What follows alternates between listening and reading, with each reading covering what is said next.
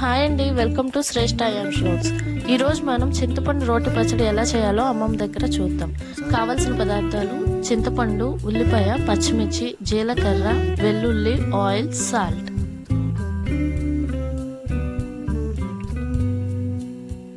కళాయి తీసుకుని దాంట్లో 2 స్పూన్స్ ఆయిల్ వేసుకుని ఆయిల్ వేడైనాక పచ్చిమిర్చి వేసుకోవాలి.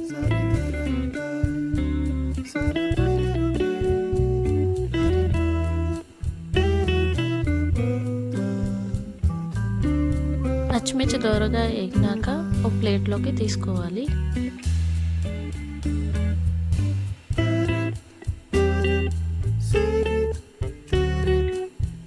ముందుగా వేయించుకున్న పచ్చిమిర్చిని రోట్లోకి తీసుకుని తగినంత సాల్ట్ వేసుకుని మెత్తగా నూరుకోవాలి.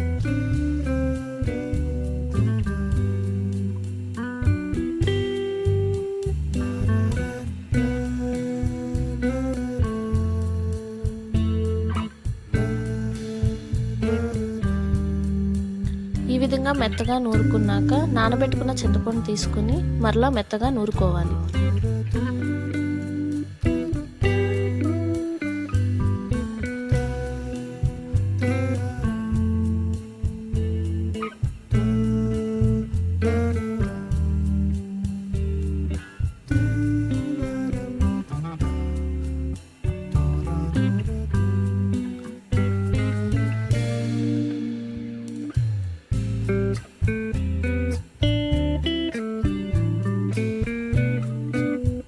ఈ విధంగా మెత్తగా నూరుకున్నాక ఉల్లిపాయ తీసుకుని మరి పేస్ట్లా కాకుండా రేకలుగా నూరుకోవాలి.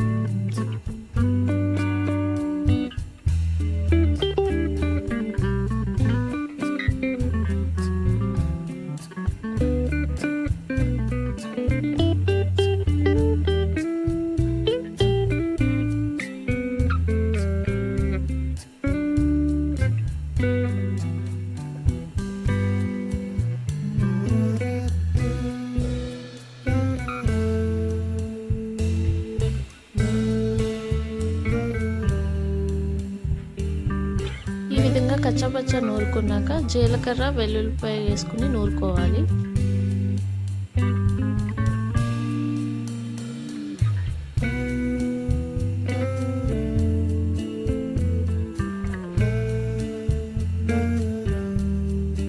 అంతే, ఎంతో రుచికరమైన చింతపండు రోటి పచ్చడి రెడీ.